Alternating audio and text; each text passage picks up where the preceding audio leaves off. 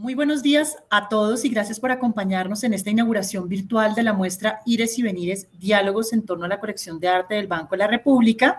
que es un proyecto muy esperado para nosotros, en el cual llevamos trabajando además muchísimo tiempo en un diálogo entre los curadores Julián Petit y Sigrid Castañeda, que son parte del equipo curatorial de la Unidad de Artes y otras colecciones, y nuestra curadora invitada, Estrella de Diego, quien a su vez inició la primera etapa de este recorrido, porque es una muestra que llevó a España la colección del Banco de la República, la muestra Campo a Través, realizada en 2017, y vuelve, digamos, después de varios años y de un diálogo bastante intenso y de una pandemia que hizo que se estirara en el tiempo, digamos, la noción de ya tenerla en el espacio, permitió hacer un proyecto curatorial muy bonito, yo creo que sin precedentes para el Banco de la República, en el sentido de lograr de verdad un diálogo entre un curador extranjero, digamos, y externo al banco y los curadores de planta del Banco de la República, y a su vez generar, digamos, un diálogo que permitiera un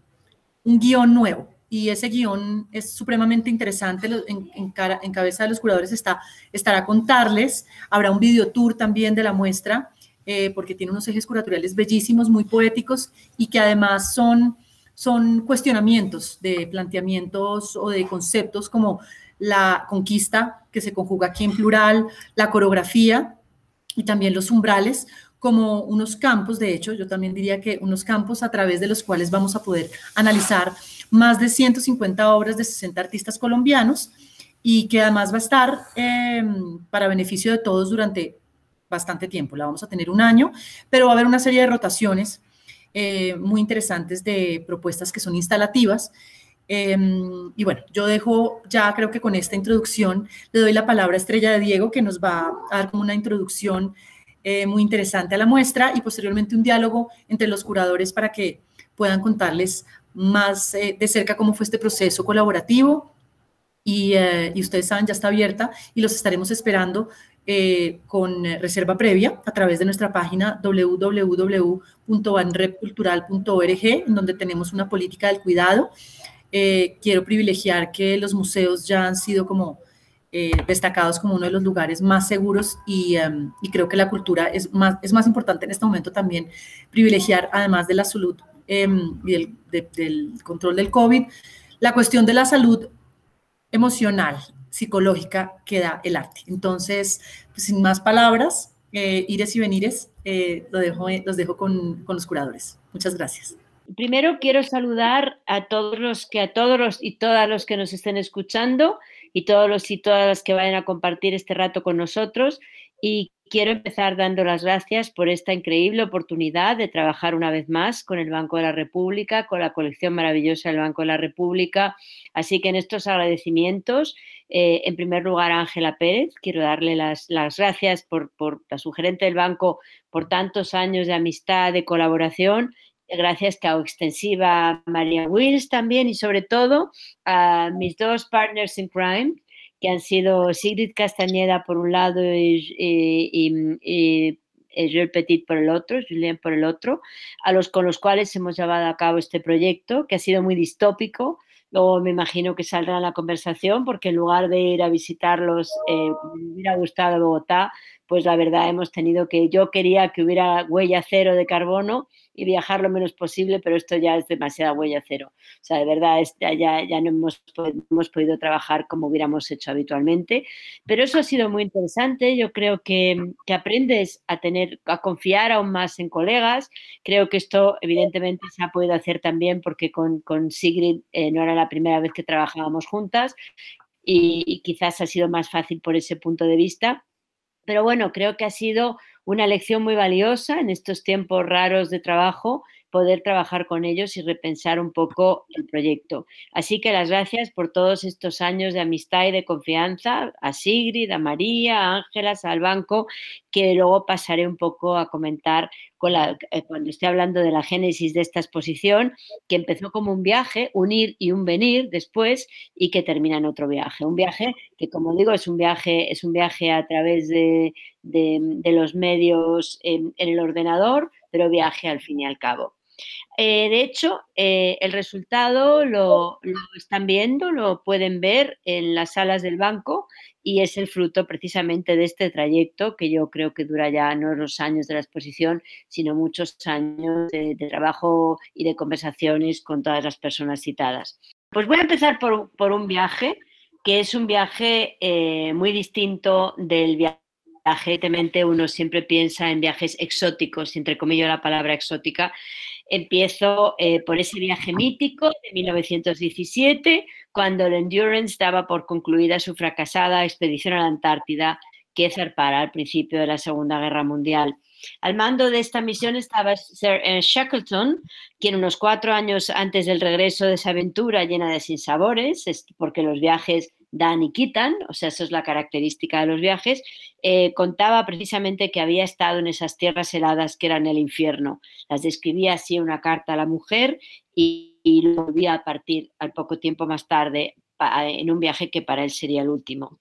A veces pienso que no sirvo para nada, sino para estar en regiones salvajes inexploradas por otros hombres, había escrito Shackleton a su mujer en 1919. Había partido, pues, movido por el ansia de enfrentarse al reto, al viaje, navegar entre glaciares, contemplar con los propios ojos las luces misteriosas que son siempre noche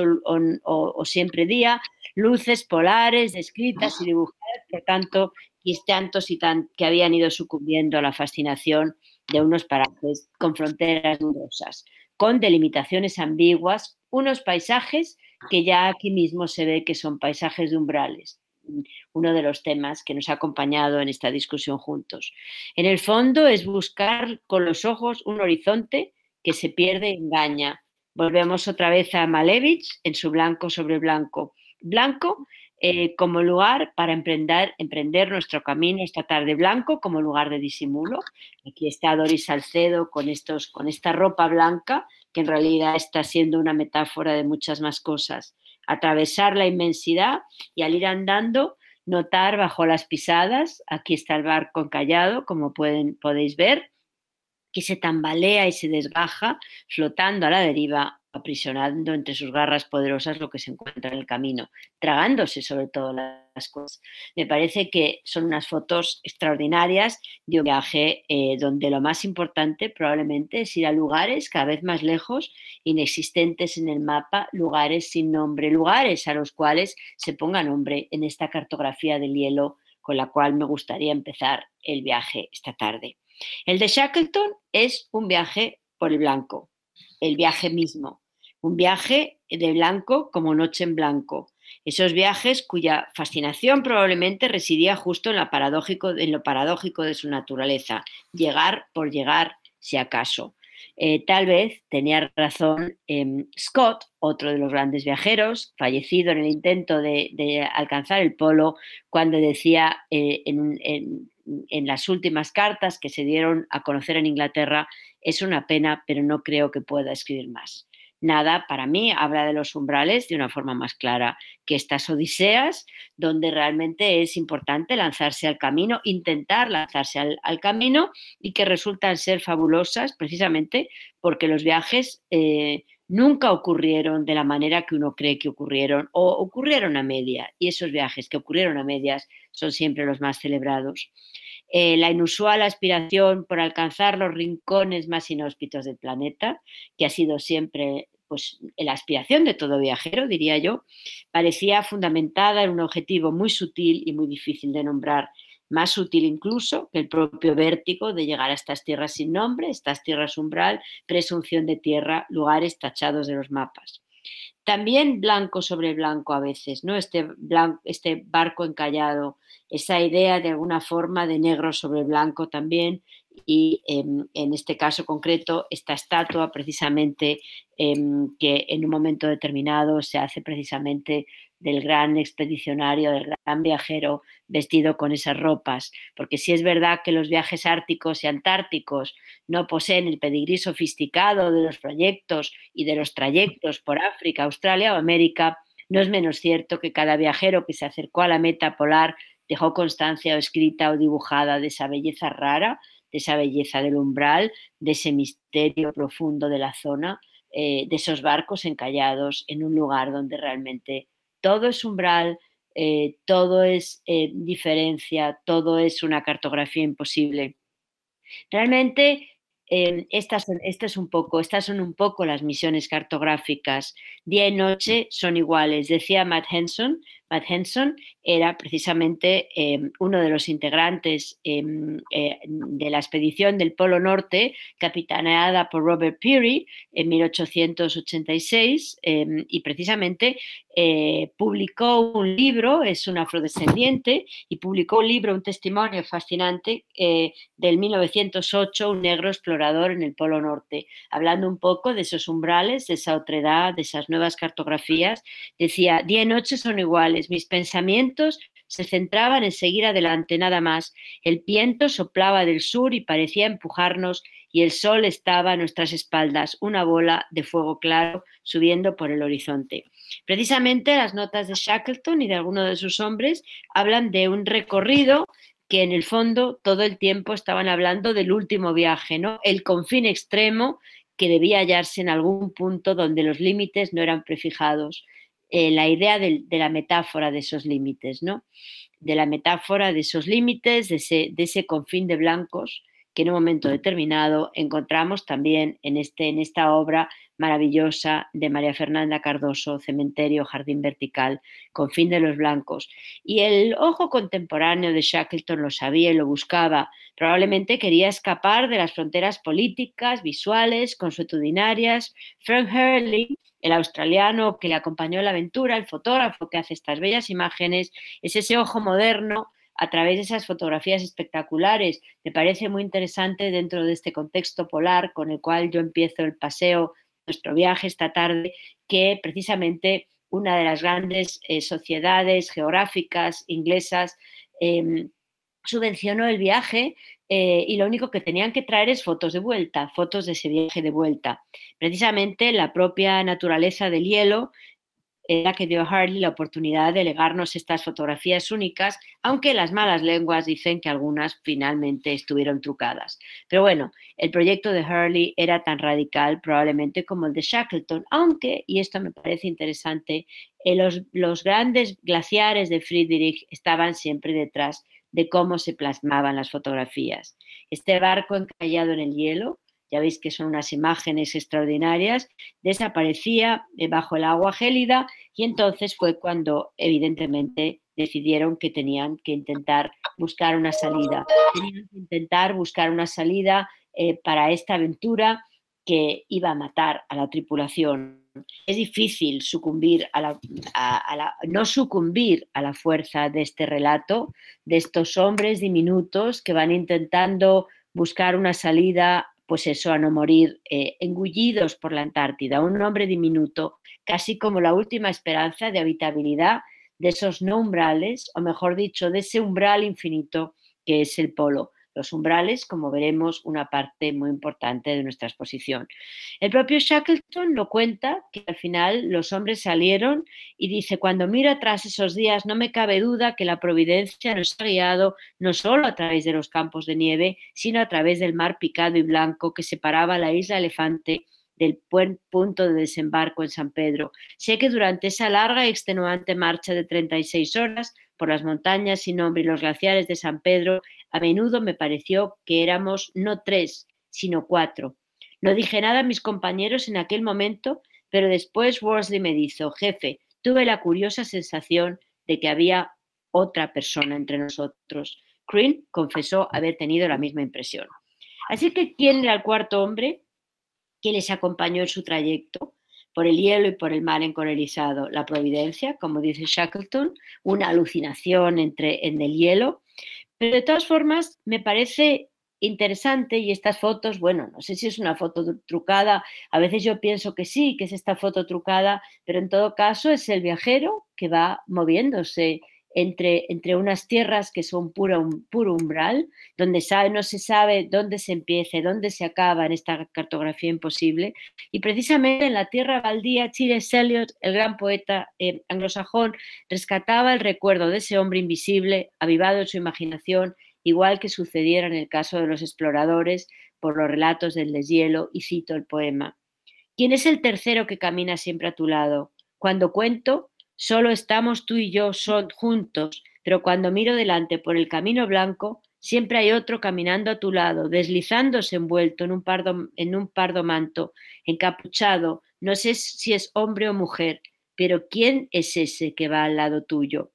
Precisamente en esas notas a la tierra baldía, el poeta confesaba sus dudas respecto a la expedición concreta, pero le parece que sí, creía recordar que era Shackleton. Ese hombre simboliza para mí la paradoja de la visión moderna, haber llegado allí con el propósito de ver y acabar viendo lo que en realidad no está ni estuvo, un hombre solitario vagando por paisajes helados, el rastro de un fantasma, el fantasma de un fantasma. Pero bueno, también yo aquí cito a Samuel Beckett en All That Fall. Es un suicidio vivir fuera, pero ¿qué significa quedarse en casa, señor Tyler? ¿Qué significa quedarse en casa? Una lenta disolución. Quizás sea cierto, y esa es la paradoja de los viajes y los mapas, que nos hallamos siempre frente a una imposibilidad. Lo que nos cuentan y lo que se inventa en los viajes siempre ha sido diferente. Cito un momento, dado que nuestra primera parte de la exposición es sobre la conquista, permítanme que me pare un momento en ese viaje extraordinario al cabo del tiempo de Cristóbal Colón, extraordinario porque realmente creyó que llegaba a un sitio donde no estaba realmente llegando y fue tan preciso en sus descripciones que describió lo que creía que estaba viendo, que era muy distinto probablemente de lo que en realidad veía, ¿no? No solamente se convenció a sí mismo, sino que convenció a los que estaban financiando su viaje, a los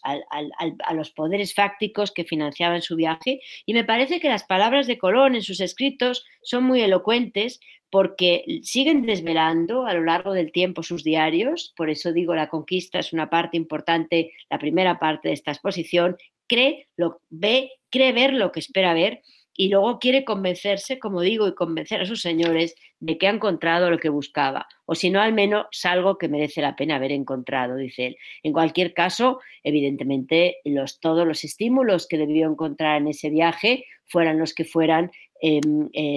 como en el caso de Marco Polo también, en realidad los lugares en ese momento se conocían fundamentalmente a través de las descripciones y quienes llegaban las enviaban a casa porque los documentos visuales, como es obvio, escaseaban, aunque en muchos casos, claro que se hacían dibujos. Pero me parece muy interesante la idea de que cuando uno sale de viaje, y de ahí esa idea que yo creo que de alguna forma cruza esta muestra,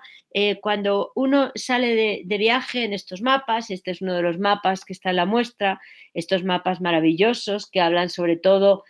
al mismo tiempo de la paradoja de la exactitud y de la inexactitud cuando se están trazando, pero yo estaba pensando cómo la aserción de los grandes viajes, la que nunca pierde la esencia colonial, apunta Michel de Certeau en su libro Escribir la historia, en el fondo es poner nombre a las costas, a las cosas, dibujarlas en papel, y es una maniobra repetida que obsesiona a Occidente desde los comienzos de los grandes viajes del 15. Hasta términos marineros como circunnavegación se refieren tanto al viaje físico como al libro que da cuenta de él, comentaba hace algunos años Mary Pratt.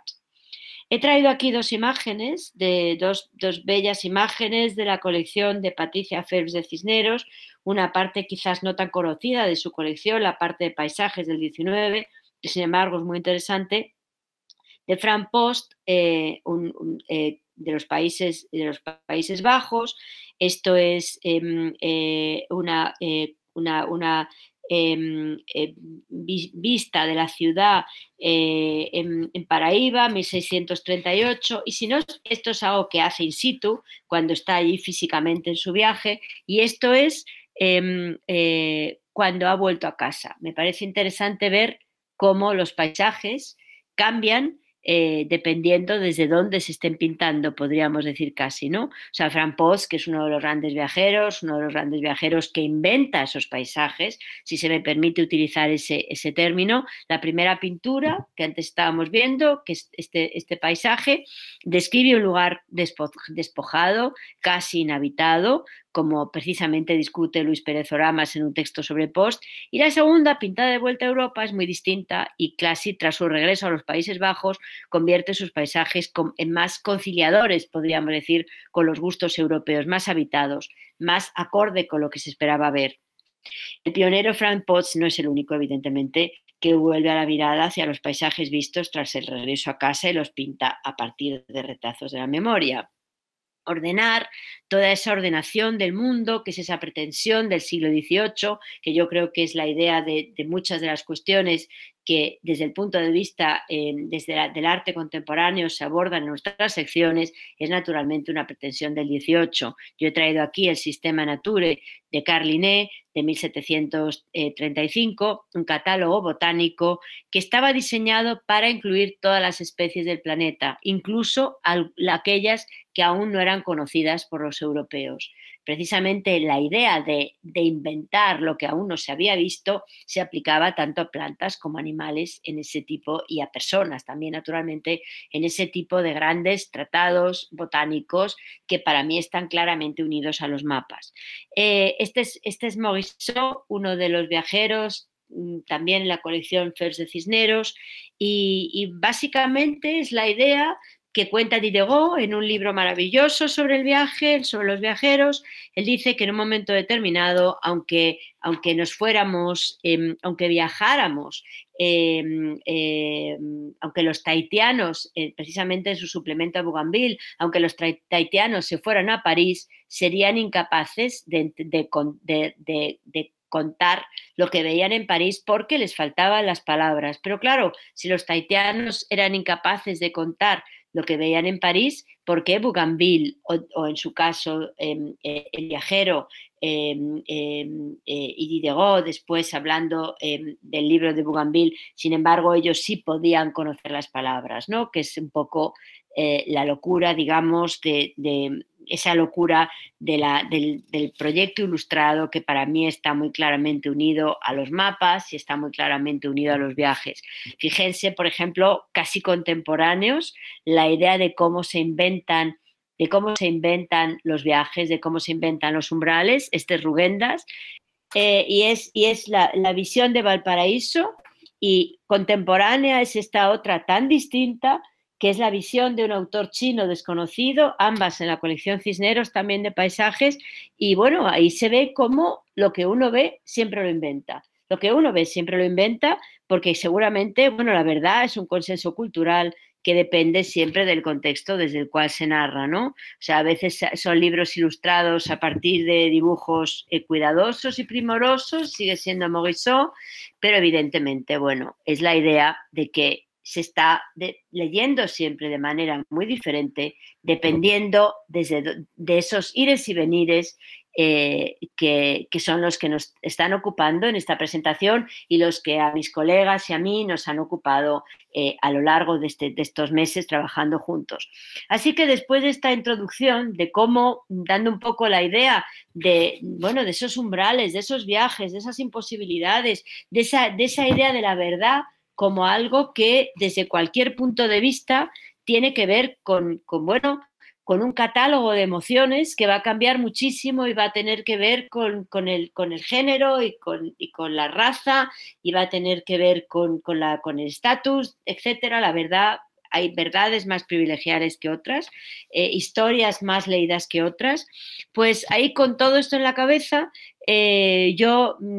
obtengo un regalo del destino. Obtengo un regalo del destino que fue colaborar precisamente con el Banco de la República para hacer una exposición en Madrid. Y el gran reto que yo tenía, trabajando naturalmente con Sigrid Castañeda, con la que está trabajando, como digo, tantos años, quizás por eso Sigrid ha sido un poco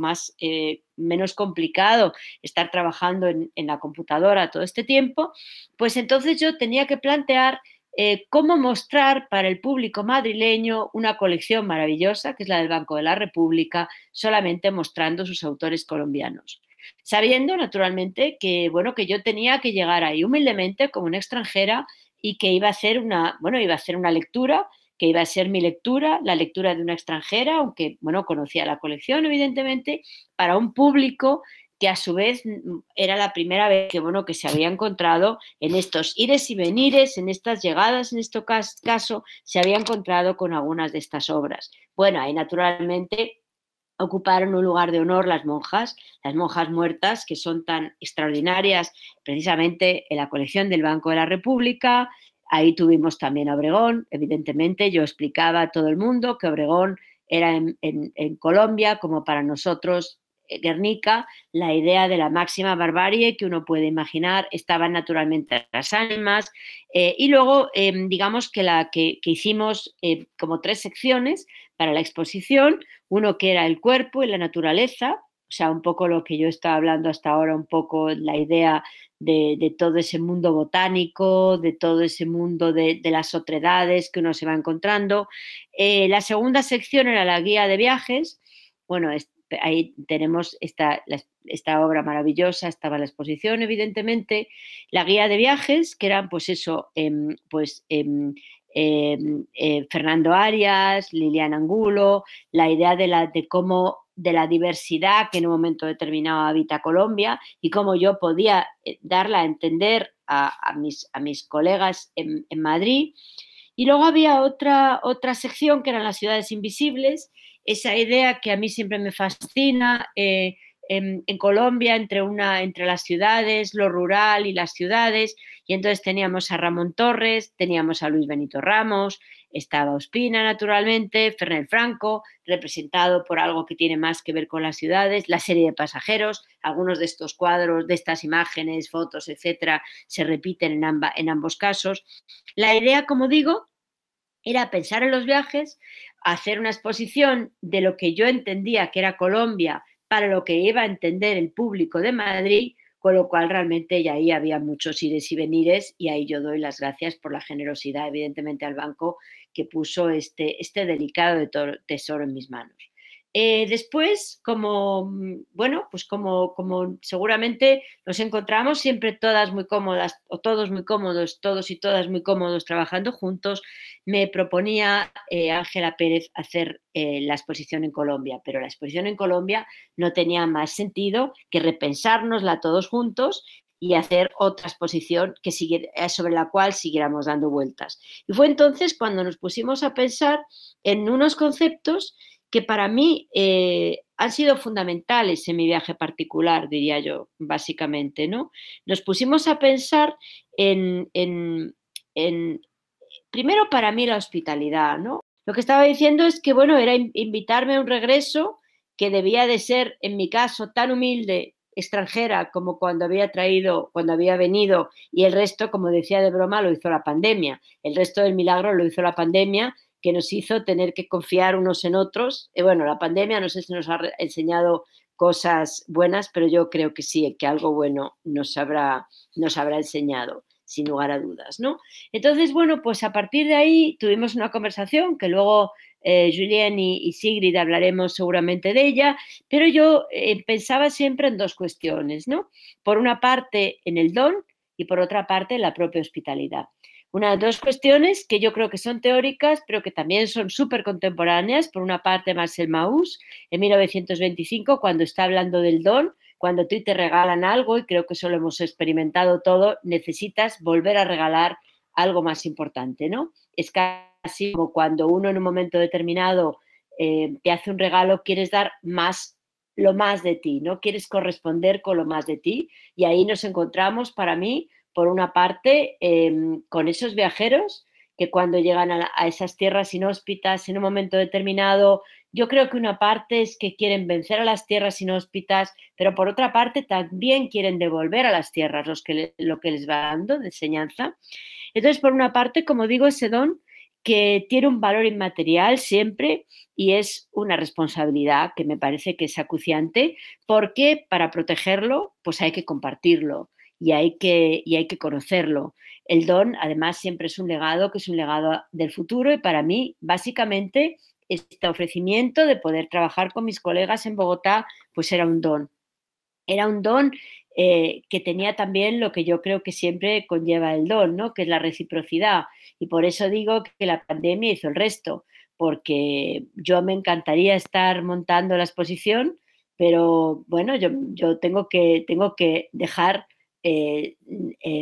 abdicar de mis funciones en mis colegas con muchísimo gusto, y entonces crea un umbral, a su vez también esos umbrales, esas nuevas apropiaciones de territorio que para mí tienen que ver con todas estas imaginaciones, porque los viajes para mí siempre crean imaginaciones y trastocan todas las visiones del pensamiento. Viajar es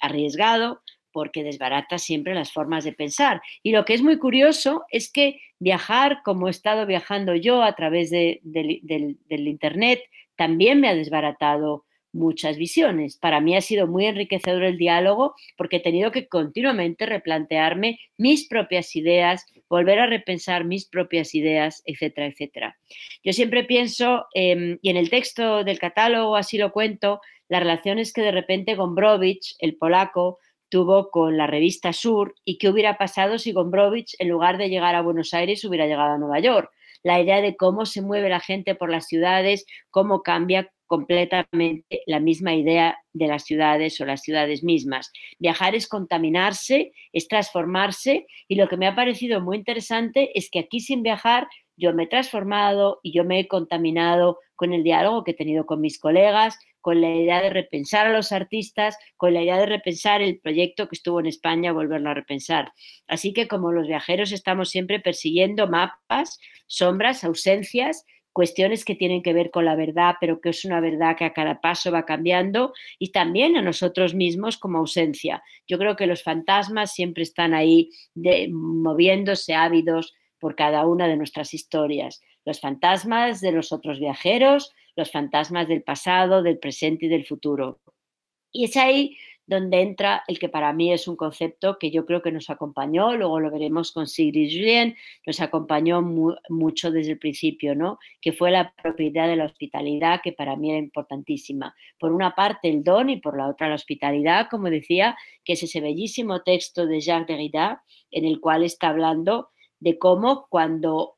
la hospitalidad también es un viaje de ida y vuelta, también es un viaje de ires y venires, porque por una parte yo recuerdo que amigos colombianos les interesaban preguntas que yo me había hecho en la exposición de Madrid, bueno, pues que yo me las había hecho como una extranjera, y en el sentido también de Derrida, ¿no? Una extranjera en el sentido de la humildad del extranjero, y entonces con desposeimiento de la memoria, del hogar, con la pérdida, y estaba preguntándome otras ideas. Entonces la hospitalidad, que son lugares de reflexión que también tienen mucho que ver con volver a nombrar, con aprender nuevos lenguajes, con contar historias diferentes. Antes estaba hablando de cómo Valparaíso, desde muchos puntos de vista, es por una parte lo que pinta uno, lo que pinta otro en el mismo momento. Uno siempre ve lo que quiere ver, lo que espera ver, ¿no? Por eso citaba a Colón y su descubrimiento de algo que pensaba que había llegado a la India. En este sentido, recuerdo un poco a Julia Kristeva, ella misma una forastera, cuando llega a París desde Bulgaria en 1966, y en un conocido texto sobre el tema de la extranjería, precisamente habla del extraño que vive en nosotros. Siempre vive un extraño en nosotros, y es un poco la llegada del extranjero que continuamente pone en tela de juicio también la autoridad del padre, dice Derrida, ¿no? Poner en juicio de todo lo establecido. O Madame Sarop, que habla precisamente de ese sistema de dicotomías que rige el pensamiento, y que creo que es lo que también se ha puesto un poco en entredicho en esta exposición. Deja un poco al extranjero fuera, porque ¿dónde colocar al extranjero si realmente no sabemos dónde colocarle? Entonces, por eso la idea del extranjero es siempre algo que conlleva humildad, que conlleva don, etcétera, etcétera. Un forastero, el forastero también, que habita dentro de nosotros, y que yo creo que son cuestiones, el duelo, el perdón, todas cuestiones asociadas claramente a la hospitalidad. Quizás por este motivo, cuando Derrida dedica sus reflexiones a la cuestión, lo hace a través de las reciprocidades, porque es precisamente a través de una colega, psicóloga y filósofa y psicoanalista, se establece un diálogo. Creo que cuando uno realmente se plantea la hospitalidad seriamente, tiene que recurrir al diálogo, tiene que asentarse en el diálogo. O sea, tiene que, no que de repente Rugendas esté haciendo un paisaje y el pintor chino desconocido esté haciendo su paisaje, sino qué pasa si ambos se colocan en dos paisajes que finalmente eran inventados y intentan hacer un tercer paisaje que realmente sea la unión de ese diálogo. Y yo creo que es lo que a mí realmente me ha aportado este diálogo con mis colegas, ¿no? La idea de algo que no está dentro ni fuera, sino que finalmente, pues como ocurre con la hospitalidad, ha sido un proceso solo de ganadores, porque cada discurso se ha ido modulando y el relato se ha ido enriqueciendo, desde luego, para mí muchísimo. Y yo creo que también me ha hecho conocer artistas pues que no, antes no había explorado, y para mí también eso ha sido riquísimo dentro de este echar a andar juntos, y cómo los relatos se han ido transformando y se han ido reciprocando, no sé si ese verbo existe, pero me da igual, se han creado la reciprocidad, preguntas que se han ido formulando y que se han ido formulando a través de Zoom, a través de Skype, pero daba igual. Realmente el medio, a través de, bueno, casi un premio de consolación al que hubiera debido ser el viaje, pues ha sido sobre todo una oportunidad para la reflexión. Así que voy acabando, voy dejando espacio y tiempo a mis colegas, y simplemente con esta especie de relato, de cuento casi que he hecho a partir de los umbrales, a partir de las otredades, a partir también de, bueno, de los mapas, a partir de esos viajes, en pocas palabras, ideas que se cancelan y se superponen donde no se da nada por hecho. Quiero de verdad agradecer muy realmente, muy enfáticamente, agradecer al banco y a todos mis colegas del banco, pues una vez más la oportunidad que me han dado para reflexionar sobre el arte colombiano y para trabajar con ellos, y sobre todo para reflexionar sobre todas estas cuestiones que a mí me han abierto diálogos riquísimos. Gracias. Gracias, Estrella, por todas esas palabras, pero sobre todo por el trabajo. Como tú misma lo decías, no es el primer proyecto en el que estamos juntas, pero yo siento que en cada proyecto, por lo menos yo aprendo un pocotón. Y este en particular fue un reto desde el inicio hasta el fin. Nos tocó una pandemia, nos tocó alejarnos y separarnos, no solo físicamente, sino virtualmente. Y creo que este proyecto, que ya piano piano nos lleva casi 2 años pensándolo, pues verlo que ya se está montando y que ya abrimos las puertas, pues es como sentir que el ciclo está terminando, pero que al terminar ese ciclo estamos pues enriquecidos todos. Como tú lo decías, este proyecto empieza en el 2017, en que empezaron como las conversaciones. En el 2017 se presenta la exposición en Madrid, y esta exposición titulada Campo a Través, pues era como la primera vez que la colección del banco salía como colección, cruzaba fronteras y se presentaba como una colección nacional en otro país. Esa primera selección de obras se hizo pensando justamente pues en eso, ¿no? En mostrar de alguna manera esa idea del arte colombiano a un público español. Y cuando termina esa exposición nos damos cuenta de todos los frutos, ¿no? De poder haber hecho ese catálogo, de poder haberla mostrado internacionalmente, de poder sacar a la luz piezas que de otra manera pues no hubieran salido. Empezamos inmediatamente a pensar qué bueno sería tener esa exposición ahí. Fue como la idea primigenia, digamos, ¿no? Como tenerla aquí en Bogotá sería lo ideal. Pero inmediatamente pensar que traíamos una exposición igual desde Madrid nos hizo empezar a dudar a todos. Y eso estuvo muy bien, ¿no? Pensar que no era el mismo proyecto, pero sobre todo que no eran los mismos públicos. Y ahí creo que empezó a surgir esta idea del diálogo. Tú española, Julien francés, yo colombiana, una colección colombiana con unos parámetros y unas políticas de colección particulares, ¿no? Nos hizo pensar que este proyecto valía la pena repensárselo, empezar a generar estos diálogos que fueron tantos y tan múltiples, para empezar a entender una nueva exposición, una exposición que diera cuenta en Colombia de esas narrativas colombianas, pero también que diera cuenta de estos artistas y de estas problemáticas que se trabajan transhistóricamente. Así que, pues, en torno a eso también pensarnos lo diferente de los públicos. Y a mí hay un concepto que lo trabajamos y que lo ahondamos en la exposición. Cuando hablemos de los ejes hablaremos un poco más de esto, el simple concepto de conquista, ¿no? De entender como una obra, un concepto para España se siente de una manera, pero para Colombia se siente de otra, pues nos hizo empezar a pensar realmente cuáles son esas dinámicas del arte colombiano y cómo traer esa conversación y ese diálogo y hacerlo evidente en una exposición en Bogotá. Como a través de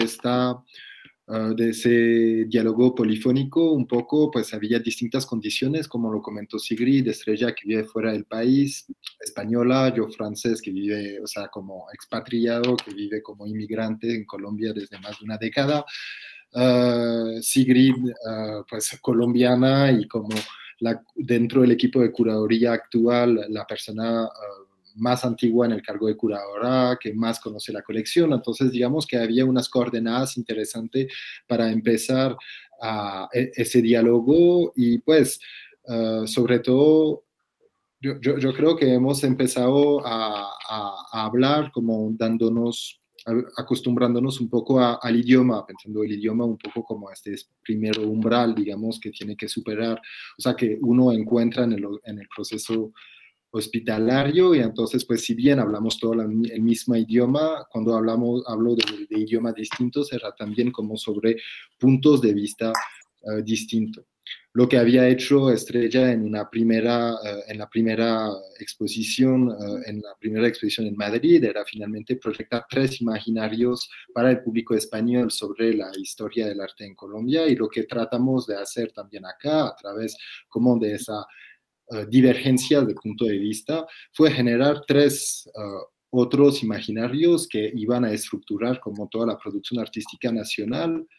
también de manera transhistórica, puesto que las piezas que vamos a exponer van desde, digamos, el siglo XVI, por la primera, hasta hoy en día, digamos, 17, perdón, hasta la época actual. Entonces, yo creo que nos tocó adaptarnos, intercambiar, sobre todo como esos distintos puntos de vista inicialmente, entenderlos y como para empezar, para empezar un poco a volver práctico ese diálogo, yo diría. Ese diálogo finalmente lo hemos conformado alrededor como de 3 nodos, 3 imaginarios, como lo estamos comentando anteriormente, que son conquistas, coreografías y umbrales. Yo creo que y volveremos en esto, pero el plural es obviamente como una decisión como clara por parte de la curaduría en la idea que no queríamos brindar una sola acepción a cada uno de los 3 términos y de los 3 imaginarios. Y digamos que lo que hemos podido conformar alrededor de esos 3 imaginarios es como unos términos que resuenen particularmente el imaginario cultural colombiano, pero términos que, bueno, a través del plural, por ejemplo, pero sobre todo a través de la selección de obra, hemos podido definir como siendo transversal en la producción artística, pero sobre todo que eran polisémicos. Y esa selección de obra pudo evidenciar esa polisemia y hacer un poco desbordar cada uno de esos términos muy entendidos, muy comprendidos dentro de la cultura colombiana, como hacerlos desbordar de su contexto de comprensión inicial. Entonces, pues hemos trabajado de una manera como dialógica, como lo hemos comentado, y pues al final, como lo comentaba también Estrella, la distancia, la dificultad de conectarnos, la dificultad de tener una experiencia sensible y colectiva alrededor de las obras para justamente hablar de esta percepción divergente que teníamos alrededor de un mismo objeto, pues hizo que la manera de trabajar fue distinta y pues me parece que hemos trabajado de cierta manera como trabajamos o cómo se hacen, digamos, cómo se fosiliza la materia finalmente. Hemos siempre empezado con una primera idea, una primera semilla, un primer grano alrededor del cual se han venido aglomerando sedimentos. Y esos sedimentos yo creo que poco a poco como conformaron como el discurso, el discurso que tenemos sobre cada uno de esos ejes. Por ejemplo, hemos empezado a trabajar a partir de unas piezas que nos parecían importantes porque venían, por ejemplo, de la exposición de Madrid o porque justamente no las conocía Estrella, que habíamos adquirido recientemente, y nos parecía bien como arrancar como el intercambio a partir de esto. Entonces, pues, por ejemplo, podríamos evocar como una obra que fue La Vuelta de Juan Fernando Herrán. La Vuelta de Juan Fernando Herrán, que es como es un proyecto que tiene como distintas aristas, un video, una serie de fotografía, una instalación textual, para decirlo así. El banco tiene en su colección como unas fotografías y el video, y habla de todo el fenómeno del uso de la moto alrededor, de la cultura de la moto alrededor del fenómeno del sicariato en Medellín. Entonces, pues a partir de esta reflexión, de esta obra, digamos, hemos pensado, por ejemplo, a trazar como una cierta genealogía con unos diminutos dibujos típicos del tamaño, digamos, de Roberto Páramo, sobre como personajes marginalizados del principio del siglo XX en Bogotá. Entonces, pues digamos que teníamos en esas dos piezas como dos miradas, obviamente distanciadas cronológicamente, pero dos miradas de marginalización distintas, o de reflexión finalmente sobre un proceso de marginalización urbana. Entonces, a partir de ese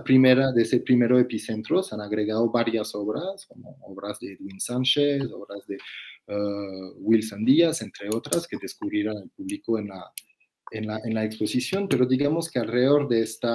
que este pequeño grupo de márgenes poco a poco se aglomeró con otro grupo sobre como la representación del paisaje urbano, etcétera, y poco a poco esos distintos islotes curatoriales conformaron un archipiélago que terminó como siendo, por ejemplo, en el caso que estoy evocando, el eje de coreografías. Hay una cosa ahí que me parece importante y es, complementando lo que dice Julien, es que,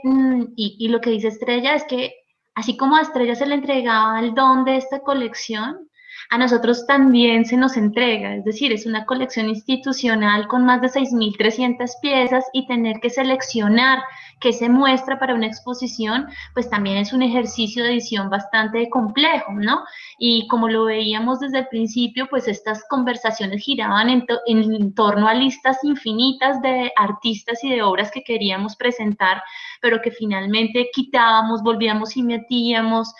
discutíamos en torno a qué nos parecía más importante, y por si fuera poco, empezamos a pensar en otras colecciones que también son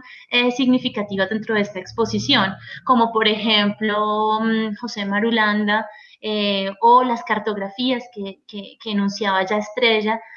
porque con la colección de la Biblioteca Luis Ángel Arango, pues nosotros queríamos tener realmente unos diálogos en torno no solo a la colección de arte, sino a las colecciones del banco. Pequeños tesoros que por una u otra razón no se conocen, y que estas exposiciones nos sirven de excusa para mostrarlos. Es decir, el público va a ver una selección de 200 fotografías aproximadamente de José Marulanda, un fotógrafo de principios del siglo XX en Colombia, en Medellín específicamente, o estas cartografías de lugares, cartografías casi utópicas que nunca se construyen, pero que el hecho de que exista la cartografía nos está diciendo que hay una intención de construcción del lugar. Entonces empezamos a trabajar de esta manera en ediciones infinitas, pero que terminaron por cerrar una lista que nos fue como sirviendo, como dice Julien, una obra nos traía otra obra, y además es una colección que sigue creciendo, es decir, que sigue comprando, y nosotros también queríamos tener una posibilidad de hacer una exposición en la cual se pudieran dar a conocer aquellas nuevas adquisiciones o aquellas obras que llevan mucho tiempo guardadas en reserva, y estos proyectos sirven para mostrar justamente. Como decía Julien, entonces una obra nos trae otra obra, y finalmente nos empezamos a articular en torno a 3 ejes, que son los 3 ejes en los cuales está sustentada la exposición: conquistas, umbrales y coreografías. Entonces, la exposición se genera a partir de 3 ejes: conquistas,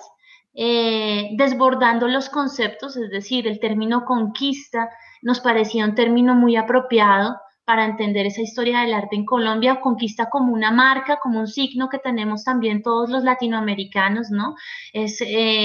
cuando hablábamos de esto, cuando uno habla de la palabra conquista, es distinto como se pueda sentir para una persona latinoamericana que para una persona europea. Y eso nos parecía muy significativo en la exposición, ¿no? Como ese concepto se desborda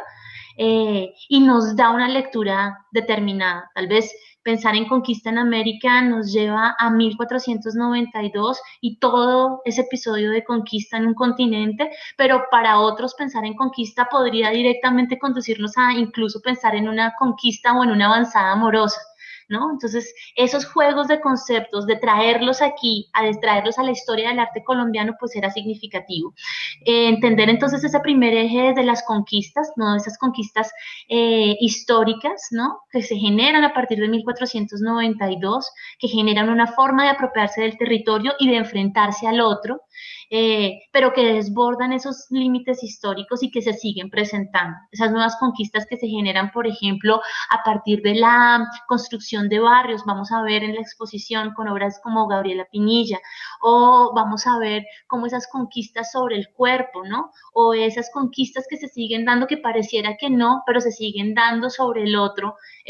mujer, el otro indígena, el otro negro, ¿no? Cómo nos enfrentamos desde esos argumentos. Entonces, también entender que no nos quedamos en esos conceptos de manera histórica, pensando en aquella conquista histórica, sino cómo desbordamos y lo traemos hasta acá, porque nos parece que lo que hace el arte contemporáneo es seguir cuestionando estos conceptos, discutirlos, debatirlos y representarlos. El siguiente eje, entonces, es coreografías, entendido este concepto de coreografía no como una simple descripción del territorio, sino como la descripción del territorio en función de quien lo habita. Para la historia colombiana tenemos un hito particular, que es la Comisión Coreográfica, aquella expedición que se hace a mediados del siglo XIX para conocer el territorio y conocer su gente, ¿no? La gente de la Nueva Granada,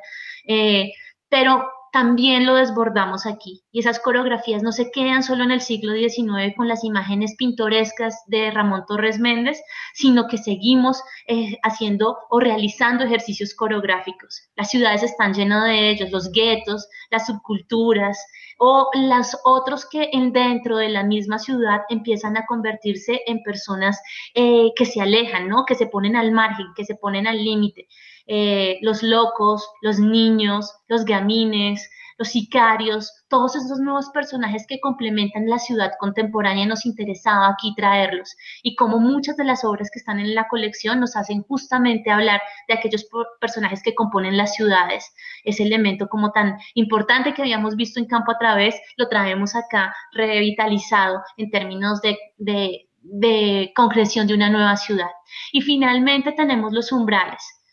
Cuando nos encontramos frente al otro hay una cantidad de umbrales que se tienen que atravesar, los idiomáticos, los físicos,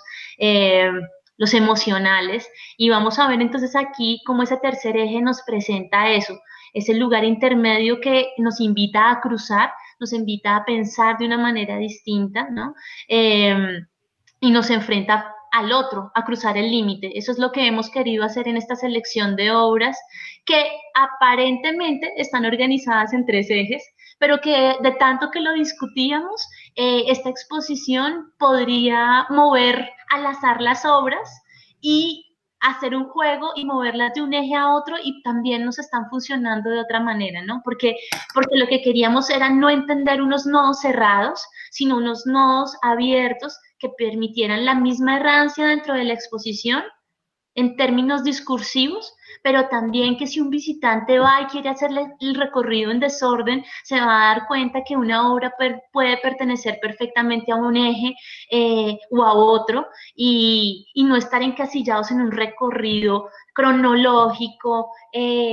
quieto, rígido, sino que nos interesaba justamente que al igual que la historia y que estos conceptos se desbordan, la exposición queríamos que se desbordara, que no sea algo rígido, sino que sea como un organismo casi vivo que le permita al espectador durante el tiempo de recorrido poder enfrentarse a todas las obras de la manera que quiera.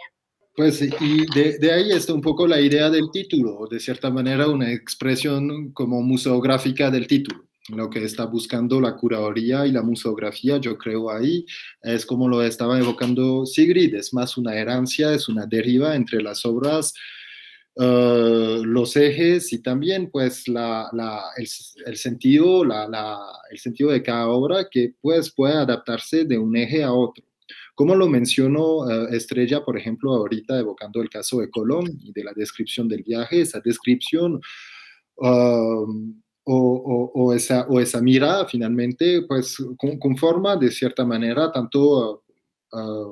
me hizo pensar, digamos, a algo que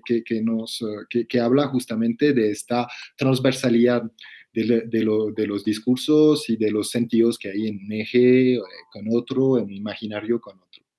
Y eso justamente es un poco sobre el tema de la mirada. La mirada la podríamos entender, por ejemplo, como lo comentó Estrella, como una especie de vehículo de la conquista también, pero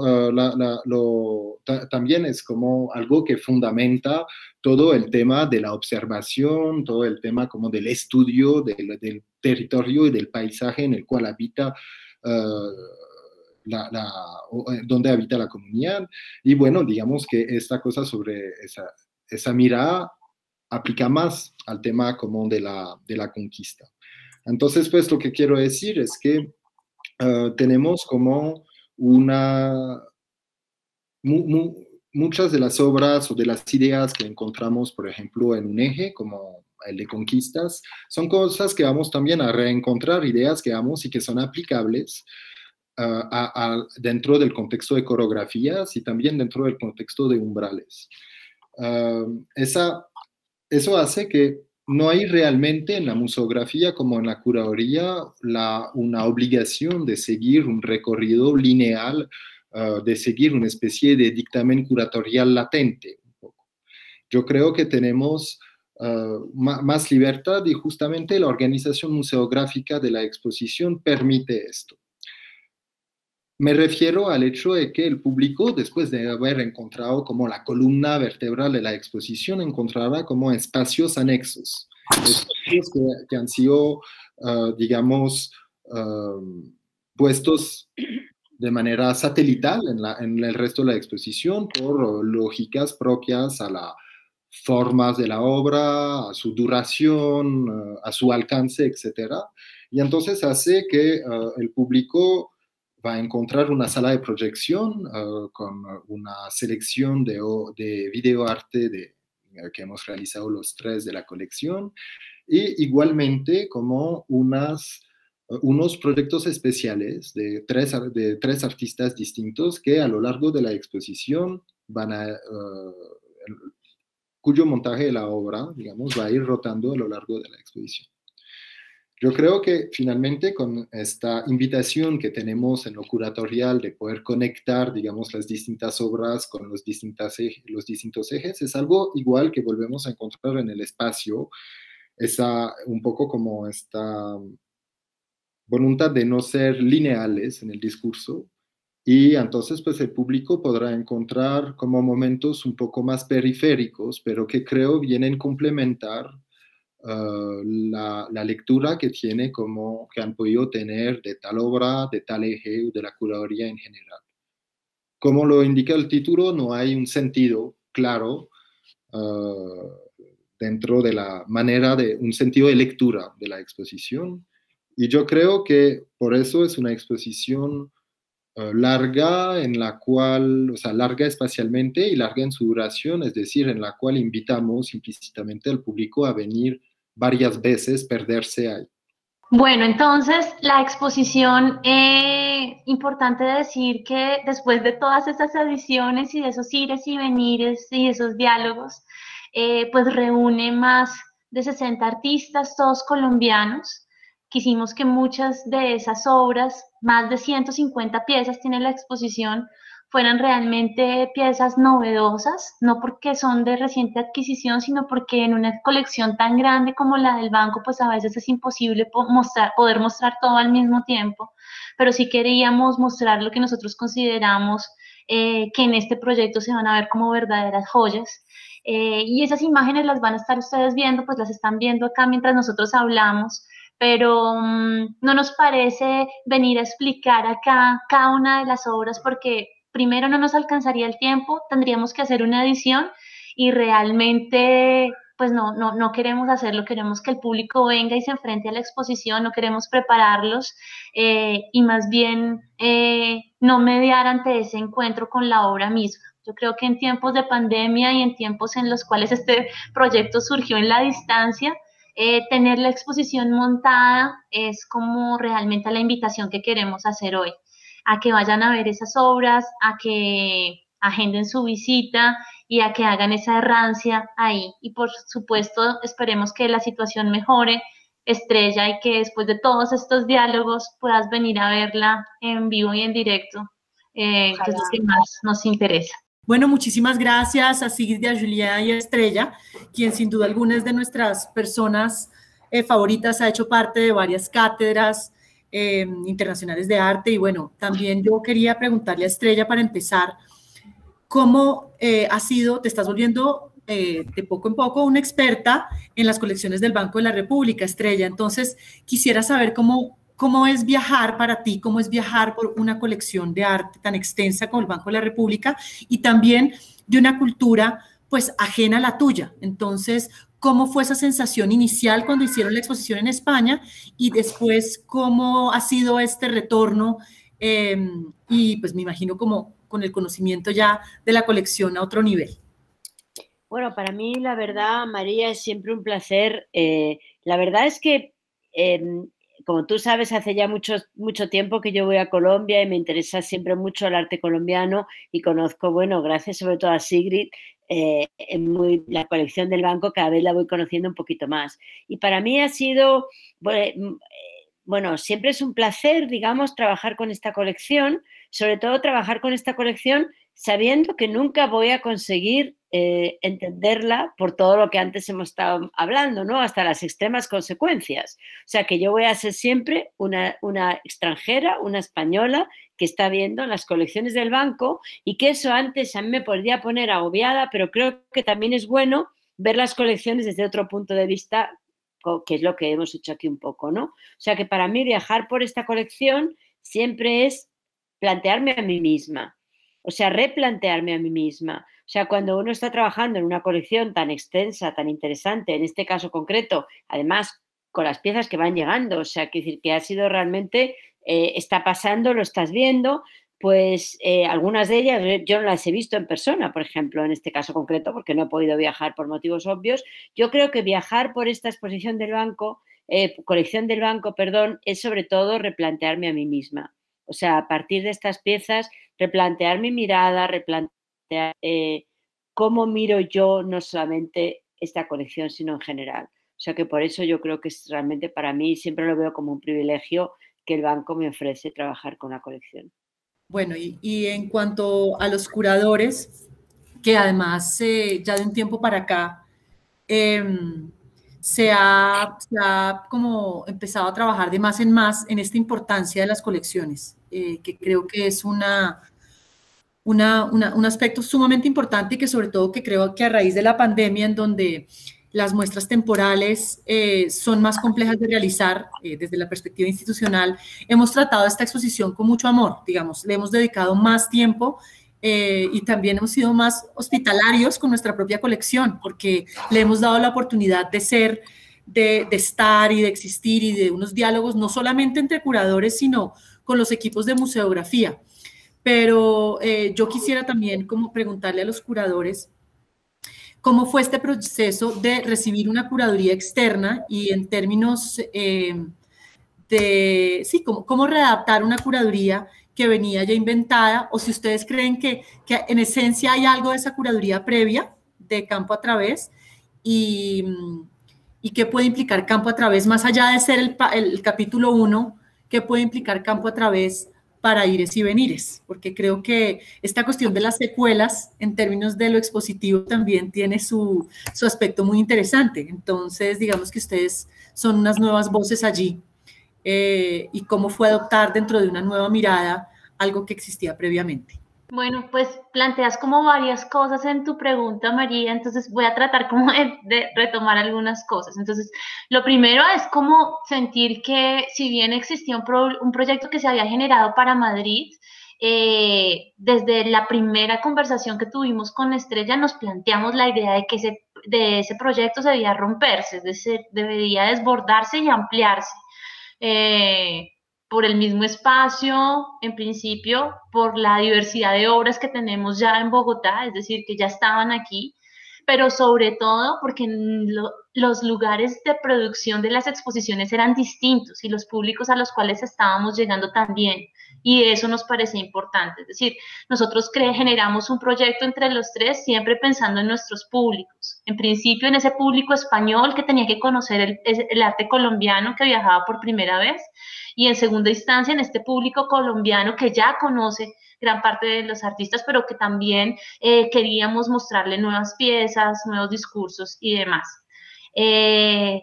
Pero hay aquí una cosa importante, y yo creo que el banco lo ha venido haciendo en los últimos años, y es descentralizar la idea de lo curatorial, de esa única voz que habla y plantea un discurso, sino que esta de ires y venires tal vez es la síntesis de casi 5 años de proyectos en los cuales hemos venido trabajando, dialogando, no solo entre nosotros, sino con otros curadores. El hecho de montar la colección de arte con 5 voces, con 5 curadurías, el hecho de venir trabajando en exposiciones temporales donde el equipo curatorial conformado por Luis Fernando Ramírez, Julien Petit y yo ha generado proyectos, siempre se generan en torno a esos diálogos y esa construcción colaborativa. Yo creo que eso nos enriquece muchísimo. Las distintas especialidades de cada uno, las distintas obsesiones de cada uno, ¿no? Terminan por enriquecer estos proyectos. Así que yo pienso y me siento muy cómoda justamente descentralizando esos discursos y poniéndonos en diálogo todos. Creo que es mucho más enriquecedor. Quisiera decir una cosa, María, sobre eso que tú estabas diciendo. O sea, la idea, bueno, yo también creo que cuando estaba, incluso estando yo sola, a pesar de que como curadora en Madrid, a pesar de que trabajé todo el tiempo con Sigrid, yo intentaba reproducir, intentaba ser fiel a esa especie de transcultura, transmomento, o sea, esa especie de cruce continuo que hay en las colecciones del banco. O sea, yo intenté seguir, digamos, la filosofía en la colección que curé. O sea, que eso me parece que es fundamental y que efectivamente es. Yo creo que la exposición de ese catálogo que le das la vuelta y de repente por una parte es arte genial y por la otra parte es arte antropológico, ese catálogo que son 2 catálogos, creo que para mí define muy bien la propia historia, digamos, de esa pluralidad. Pero antes estabas diciendo una cosa, María, que me parece que es fundamental, y es que no solamente la pandemia nos ha enseñado a utilizar o a explotar, en el mejor sentido de la palabra, las colecciones que cada museo, que cada institución tiene, sino que fundamentalmente le va muy bien a quien tiene una buena colección. Aquí se está viendo, yo creo, en este momento de pandemia, lo importante que es tener reservas. O sea, el banco puede hacer distintas colecciones porque ha hecho su tarea de comprar obras a lo largo del tiempo, y ahora puede hacer una buena exposición porque hay muchas obras hacia las cuales mirar. Entonces yo creo que esto es una reflexión muy interesante para la colección del banco y para todas las colecciones. Quien no ha hecho una tarea de cultivar la compra, pues me da igual que sea arte contemporáneo, lo que sea, pues a quien no tiene una colección realmente sólida, y el caso del banco la tiene, yo creo que es muy interesante porque no todo el mundo puede hacer lo que el banco está haciendo, y eso es algo que creo que puede ayudar también a repensar las colecciones para el futuro, desde mi modesto punto de vista, ¿no? Es curioso que pues, finalmente esta conversación y estas ponencias de ustedes finalmente terminan hablando de un aspecto que es, sin duda alguna, pues la museología, sin duda el aspecto de lo curatorial, el diálogo que muchas veces existe, pero no se habla, y en ese sentido me parece maravilloso, pero me gustaría muchísimo poder hablar de algunas de las obras de la exposición. Son las obras las que finalmente nos indican cuáles son los ejes curatoriales, o sea, es en ese recorrido por un gran archivo, o por, digamos, por todo esta catalogación de obras, lo que nos hace tomar ciertos rumos. En ese sentido, también me gustaría mucho una cosa que también es la cuestión temporal. una exposición que se plantea como una semipermanente, porque es la colección permanente, pero es una temporal, digamos, también tiene esa connotación contradictoria, cosa que me encanta, que pues esto ya se está dando en muchísimos museos, pero que va a tener un cierto aspecto rotativo. Y me gustaría en ese sentido que de pronto Julián nos cuente cuáles son esos ejes que van a cambiar y de pronto que los relaciones también para que la gente se familiarice ejes curatoriales de la exposición, para ver cómo creo que es bonito aterrizarlos en obras, para que pues obviamente los visitantes sientan esas ganas de venir y que entiendan cuál es la relación entre los ejes curatoriales y las obras que se presentan. Bueno, hay muchísimas obras, entonces es muy difícil responder de manera sintética a esta pregunta, pero yo voy a coger un ejemplo para ejemplificar tal vez lo que hemos podido hacer como en esos tres ejes, como voy a usar como el ejemplo de Sergio Trujillo Magnenat. Es el artista lo más representado en toda la exposición, está ahí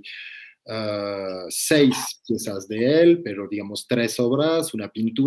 dos pinturas, 2 óleos sobre lienzo y un conjunto de 4 bocetos para afiches que sirvieron durante la colaboración del artista con la República Liberal en los 30. El primer dibujo, la primera pintura, perdón, se llama Barro Colorado y nos muestra una visión urbana de Bogotá. El primer plano la tenemos, pues lo que está más cerca está completamente esquematizado y a menudo que se aleja la mirada, pues la complejidad pictórica, la factura pictórica es cada vez más compleja. Entonces, como hay una especie de una cosa ilógica acá en la representación óptica, digamos, pero es para también apuntar a lo que es realmente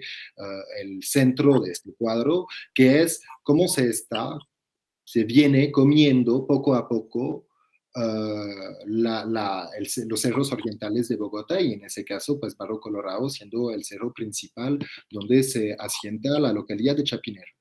Entonces,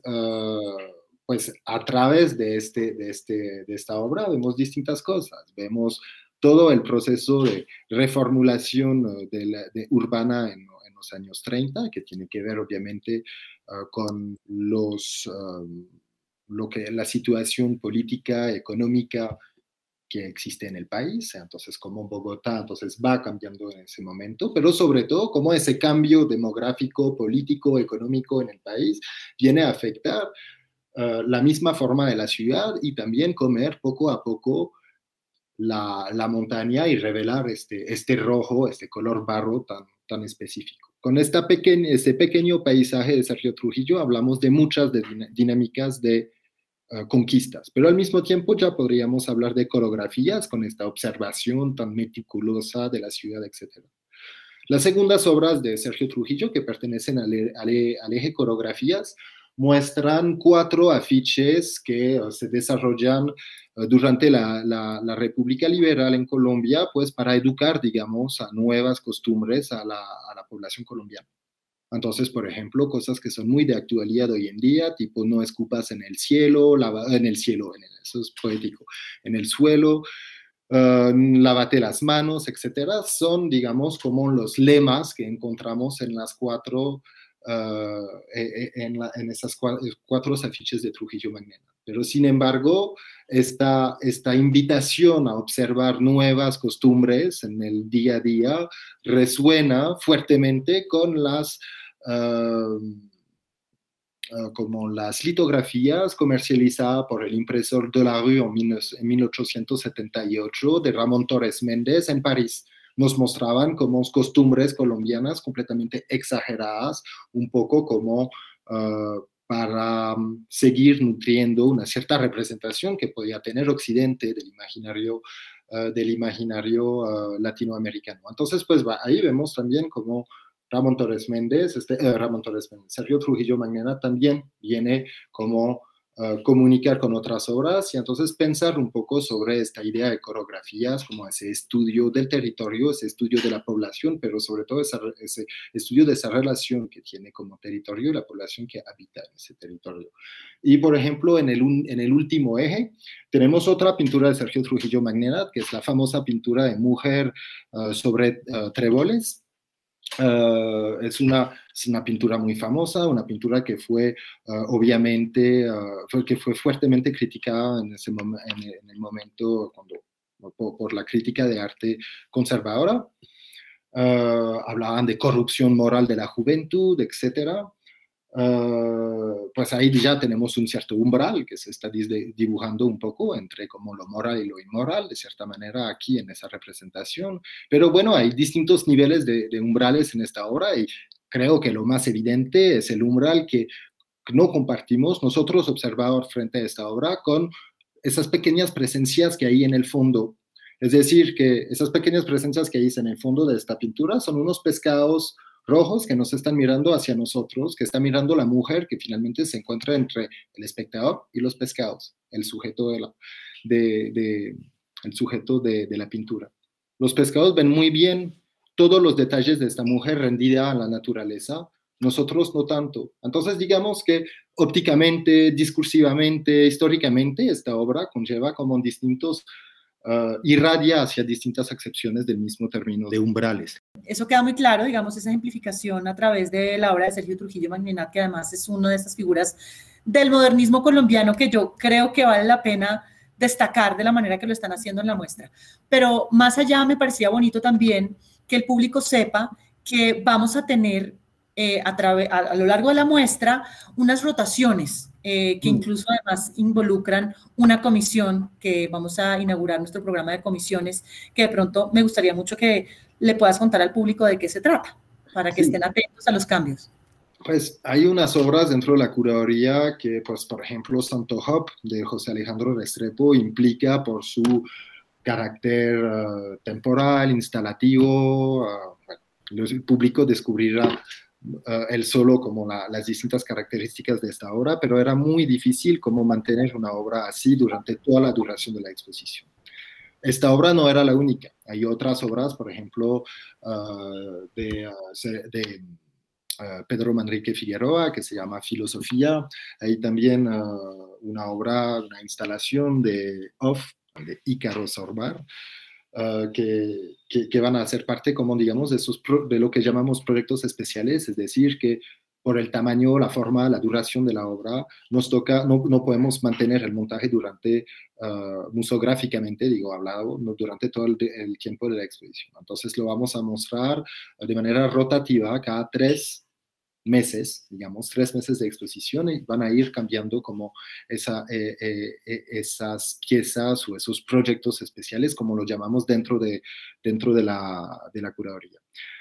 Sin embargo, como Ires y Venires es un proyecto de colección, ante todo, como lo era también el primer proyecto de Estrella en Madrid, hay un proyecto especial que tiene como una importancia toda singular, yo creo, dentro de ese proyecto, que es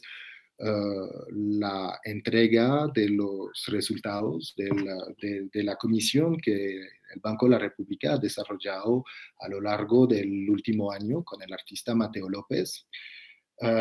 y que se articula particularmente con como ideas de la curaduría, en particular alrededor de todo el énfasis que el artista hace alrededor del cuerpo ajeno, digamos. Y entonces, pues, por supuesto, eso entra en resonancia con, como por ejemplo, distintas ideas que había podido, que tenemos en la curaduría y que había podido evocar Estrella al principio de su charla. Eso serían entonces los tiempos. Proyectos. Sí. Bueno, no, yo la verdad es que creo que ya hay suficiente ilustración. Creo que lo importante es que ojalá el público se acerque. De nuevo, privilegio como, digamos, directora de la Unidad de Artes, que ha sido una maravilla poder colaborar contigo, Estrella, y con estas 2 figuras estrella de nuestro equipo curatorial. También porque creo que la pandemia transformó mucho el proyecto, no tanto porque ellos tenían muy claro su concepto curatorial, pero hay una cuestión de vivencia y de experiencia que se dio a raíz de no poderte tener con nosotros, de trabajar a distancia, y fuera de eso, la noción tanto del ir y del venir como del proyecto que vamos a presentar de Mateo López, que se llama Sí pero no, para mí define la pandemia. El ir y el venir quedó bastante truncado, pero de todas formas invitamos a que el público pueda, es un espacio que está habilitado, a diferencia de, por ejemplo, en España, que yo creo que de aquí bueno, España sí está abierto, pero en Europa varios espacios de museos están cerrados. Privilegio muchísimo que el nuestro está abierto y que nuestros espacios, si son de los, o sea, ya está decretado que son de los espacios más seguros. O sea, hablando de hospitalidad, el museo y la garantía, y pues se vuelve uno como curador también un garante de sanidad, ¿no? O sea, de que todo pueda funcionar. Y por otro lado, como les venía diciendo, también creo que es muy importante destacar de esta muestra unas apuestas muy importantes del Banco de la República en relación con el coleccionismo en el país. Nada tímidas, o sea, cada vez el banco va siendo más arriesgado en sus propuestas, hasta el punto que ya estamos trabajando por medio de comisiones con artistas contemporáneos y pudimos hacerlo en diálogo con una exposición. Entonces, pues les pedimos estar muy atentos de toda la información en redes y adicionalmente de una extensa programación que va a haber en relación con el componente pedagógico de la muestra. No sé si esto ya lo habían enunciado, pero hay un bellísimo material didáctico denominado Errantes para poder guiar el recorrido de las personas que vengan a través de cuestionamientos sobre qué es el otro, sobre qué es el territorio y el viaje. Lo que siempre he planteado es que esta exposición es un viaje también, un momento en que no podemos viajar. Pero bueno, de todas formas, un saludo y un agradecimiento a todos ustedes, también con este cambio de hora estrella. Gracias por estar con nosotros. Y bueno, ya todos los esperamos. Pueden hacer sus reservas a través de la página web del Banco de la República y sin duda alguna no se van a arrepentir. Es una muestra maravillosa. Gracias. Muchas gracias. Gracias a vosotros, María.